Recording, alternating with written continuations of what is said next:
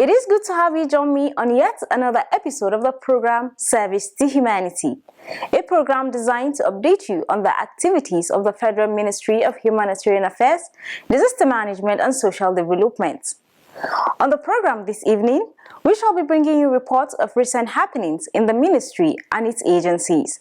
The visit to the minister by the International Committee of the Red Cross is one such activity. The partnership offered by Belgium in tackling the humanitarian problem is another. We shall also review one important program that the ministry is very much involved with. Join me after the break for details of these stories and more. The program is key to helping young Nigerians acquire and develop. The federal government of Nigeria remains committed to including and protecting persons with disabilities to guarantee that no one is left behind. I see that we are going through challenging times, and I see this woman running all about the country trying to help our people, because this lady is doing a very good job for our country. Thank you. Thank you for all what you have been doing for us. The program starts with the Management Diary, where we bring you news on current happenings in the ministry and her agencies. In our lineup, ICRC seeks partnership to resolve problem of missing person, and federal government to provide free meals for out-of-school children. Please stay tuned.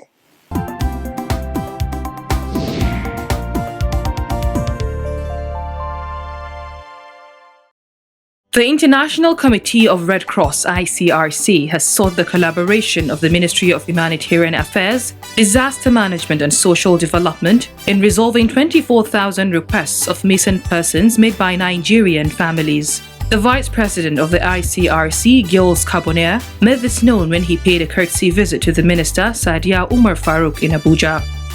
Mr. Carbonnier, who stated that a total of 2.2 million displaced persons are domiciled in the Northeast, also offered the services of its central tracing agency in finding missing persons during disasters, as well as the forensic management of the dead during emergencies.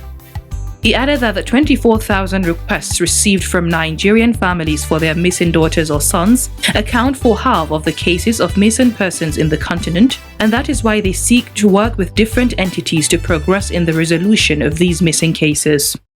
We commend your government and yourselves for this legislative process leading to the adoption of this law and a very good framework on internal displacement. I think it's a great basis, and it refers and backs, as you say, the Kampala Convention. And then concretely, as you were mentioning, there is a need to domesticate and see how this applies concretely for instance, in the Northeast, and we are really also at your disposal to engage and continue to look at not only in terms of legal provisions, but sometimes in terms of concretely how we can support processes whereby the principles that you have in your legislative framework can be implemented.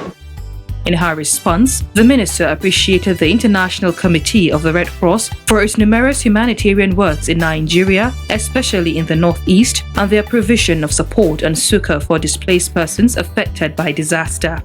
She noted that the ministry is keen on working with the ICRC on missing persons to learn from their expertise in addressing these issues.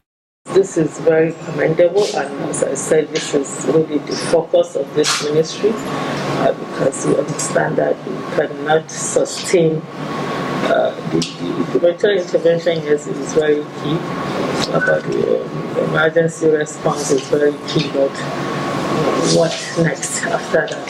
We need to support people to build their resilience and also to be back on their feet.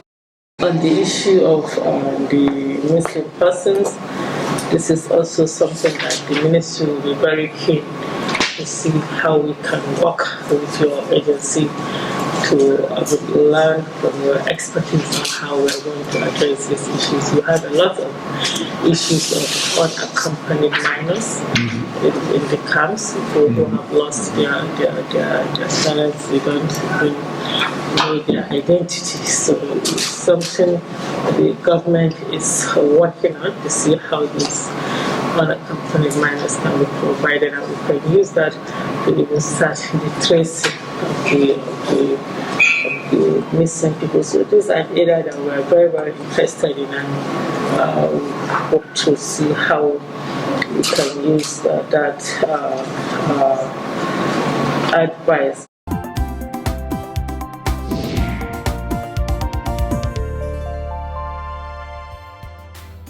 The Alternate School Program National Steering Committee says it will provide free meals for out-of-school children and conditional cash transfer for parents of the children while their children are being educated. The chairman of the committee and Minister of Humanitarian Affairs, Disaster Management and Social Development, Ajia Sadia Umar Farouk, made this known at the 5th meeting of the Technical Working Group of the Alternate School Program Steering Committee held on Monday, January 31st, 2022 at the Treasury House, Abuja. The meeting was convened as a follow-up after members of the TWG visited selected cluster sites in each of the 6 geopolitical zones and the FCT to assess the plight of the children.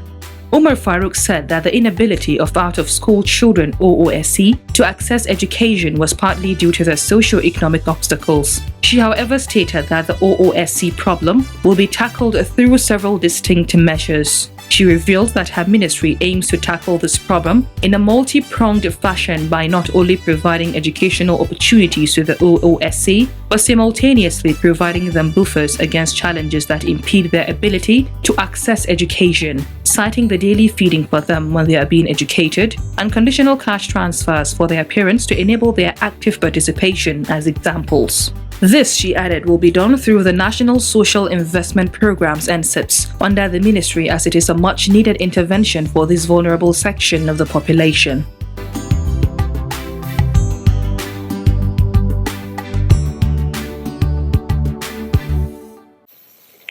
You are still watching Service to Humanity, a program which brings you activities of the Federal Ministry of Humanitarian Affairs, Disaster Management and its agencies. In our news segment, we saw that the Technical Working Group of the National Steering Committee on the Alternate School Program held its 5th meeting, while the minister outlined various steps that will be undertaken towards making this program a comprehensive approach in tackling the problem of out-of-school children.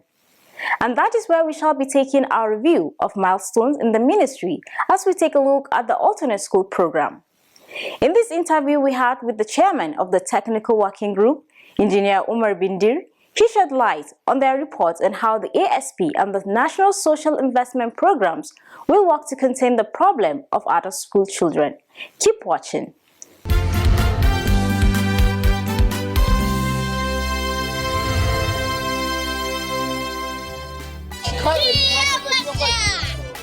As at the year 2021, the number of out-of-school children in Algeria, according to the Universal Basic Education Commission (UBEC), was about 13.2 million.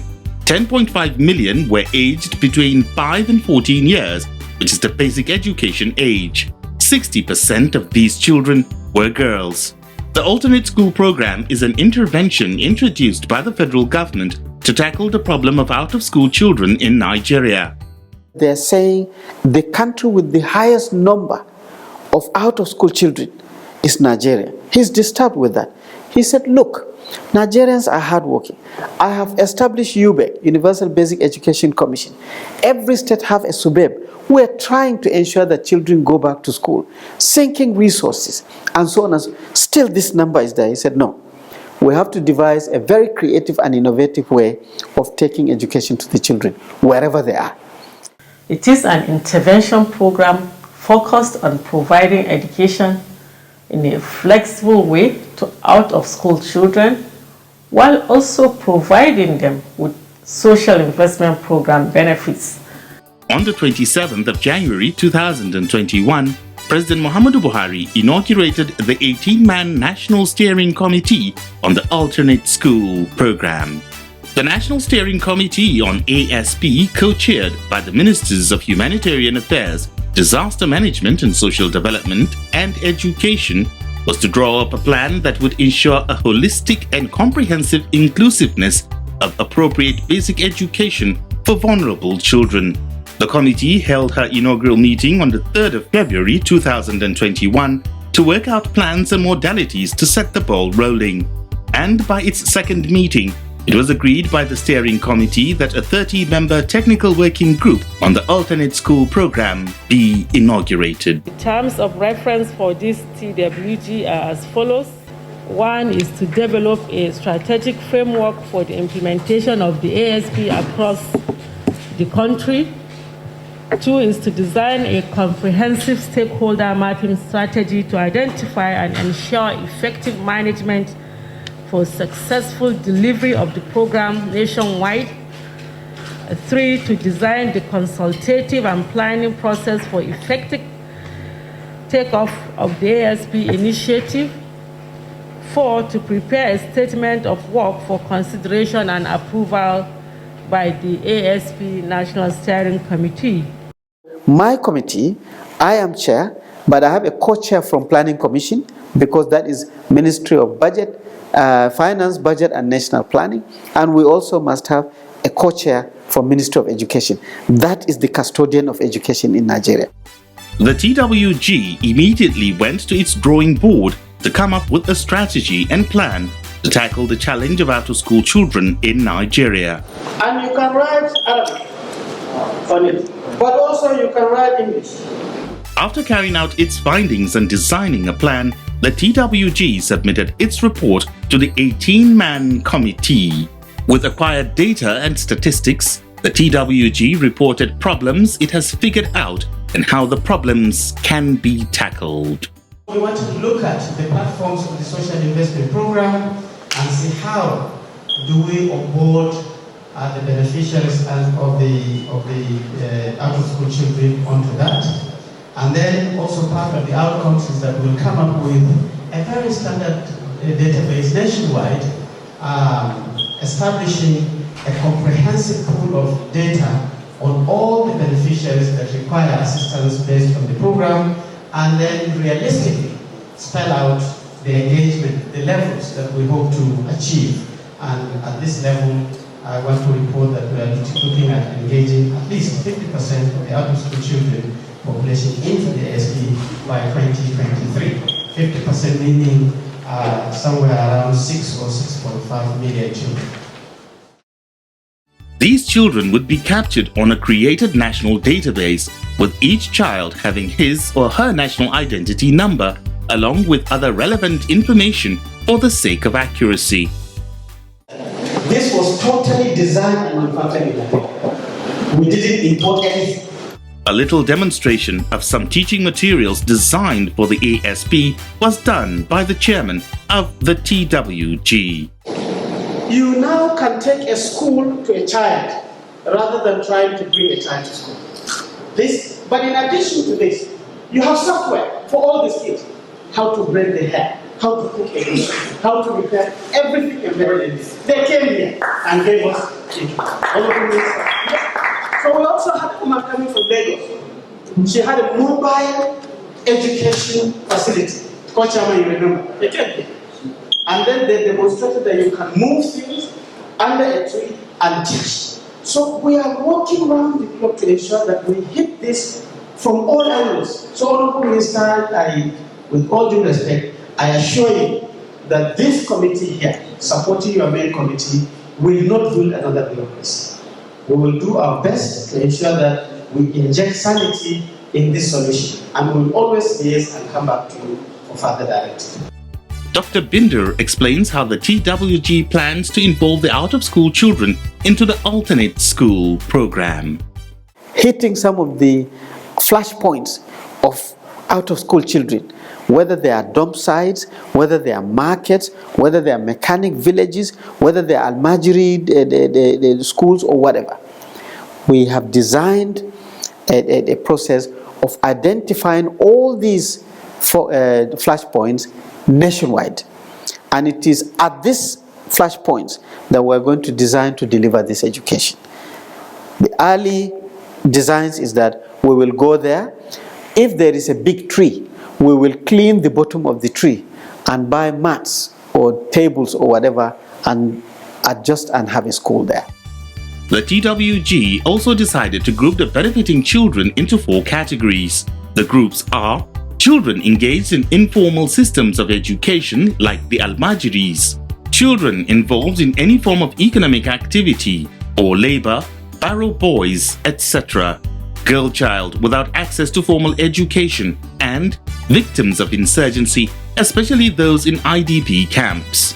The TWG also adopted 4 subjects that would be taught to the children for specific reasons: arithmetic for counting and realizing numbers, English for basic understanding and communication in the English language, moral to teach them respect and discipline, skill acquisition to encourage self-sufficiency. Indirectly, the entire design of the alternate school program has been knitted into the NSIPs for the sake of sustainability. So this is how we are going to shock treat these children on a non-stop basis. To do that, we have now brought the other elements of the NSIP. We are bringing the school feeding to these children under that tree. They will be fed. Honorable Minister directed, based on the approval of the President, that these children should be fed 2 meals. While children in the schools are fed 1 meal, they are actually going to be given 2 meals. 2, the Empower Teach will also come and teach in these schools. So again, you see the sustainability element. 3, if the parents of these children, as we interview them, are actually the poor and vulnerable in the community, they will get conditional cash transfer, right? If we go to an Almajiri school and the Malam is actually helping us in the teaching, he is as organized and an Empower Teach, so he too will be on a stipend of 30,000 naira and will register him. The TWG in its report outlined 3 basic rollout phases, namely Phase 1, primary engagement and stakeholder tours; Phase 2, secondary engagement and enrollment; Phase 3, monitoring and evaluation. Phase 1 of the implementation, which involves stakeholders' tours, is already on. And quite a lot has been mapped out for the complete rollout of the alternate school program. The target is that working with various stakeholders, the alternate school program can reduce the number of out-of-school children by about 50%. We will take a break here. When we return, we shall visit one of the agencies under the ministry, the Northeast Development Commission, where Belgium ambassador to Nigeria came calling. Support for humanitarian activities topped discussions. Do stay tuned. Across the 6 geopolitical zones. You should use this money for what it is meant for, graciously to take care of their family. In 36 states and the FCT. Over 6.4 million of Nigerians poorest of the poor in about 1.3 million households receive conditional cash transfers of 5,000 naira monthly under the Household Upliftment Program of the federal government. Their joy knows no bound. And the government very well because they did work for us. It helped me to do any other thing, my family. Reducing absolute poverty, promoting shared prosperity through the Conditional Cash Transfer Initiative. The Federal Ministry of Humanitarian Affairs, Disaster Management and Social Development in service to humanity.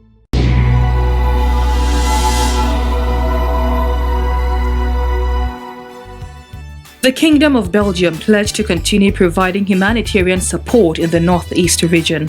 The country's ambassador to Nigeria, Daniel Dagent, stated this when he paid a courtesy visit to the Northeast Development Commission in Abuja. He said though this was the first time they visited the commission, his country has been very active in humanitarian activities in Nigeria, investing huge amount of money, especially in the Northeast region. So Belgium is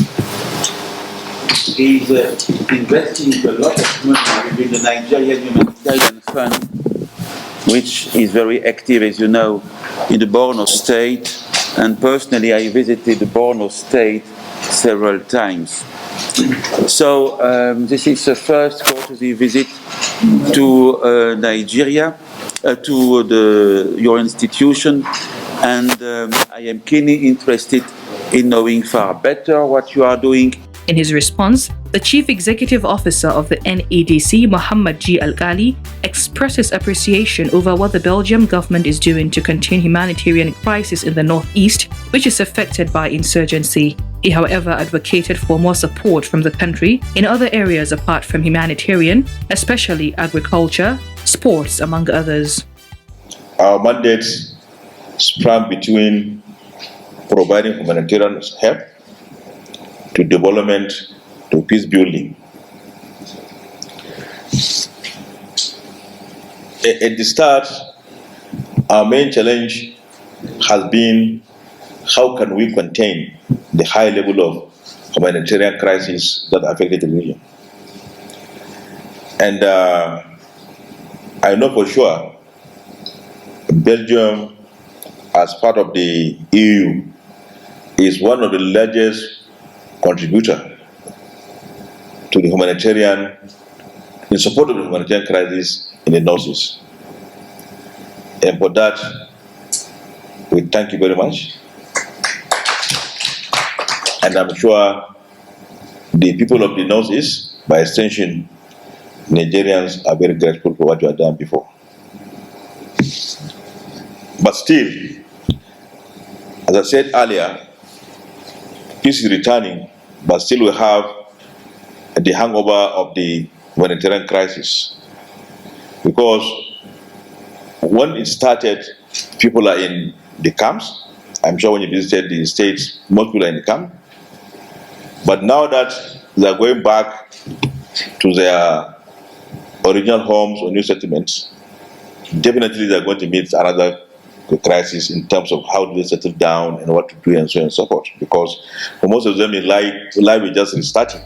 While speaking with newsmen after the visit, the Belgium ambassador said that his country is investing about 5 million euros annually for the development of the Northeast, adding that he was at the NEDC to better know the Commission and see what they can do together, as his country is strongly interested in bilateral relationships with Nigeria.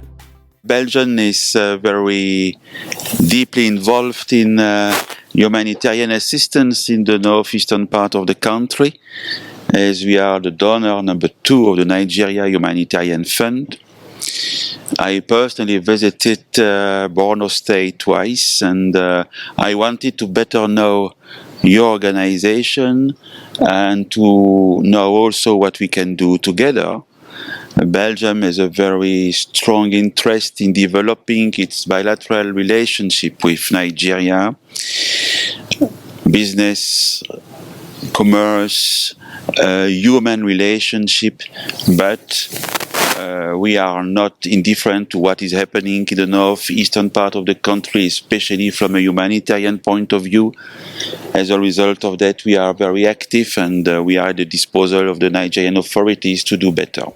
Also speaking with newsmen, the executive director of the NEDC, Muhammad G. Al-Ghali, appreciated the visit, saying the whole activities they are doing in the Commission is based on partnership with other organizations for the development of the region, and Belgium government has been supportive in that regard. Very good one. You know, the whole work we are doing in the Commission is going to be based on partnerships and relationships from both our humanitarian partners, development partners, governments, and so on and so forth. So today, visit by the Belgian ambassador is one of those signs that the Commission is ready to work with all our partners, either in humanitarian areas, development, towards having peace and civilization in the North region.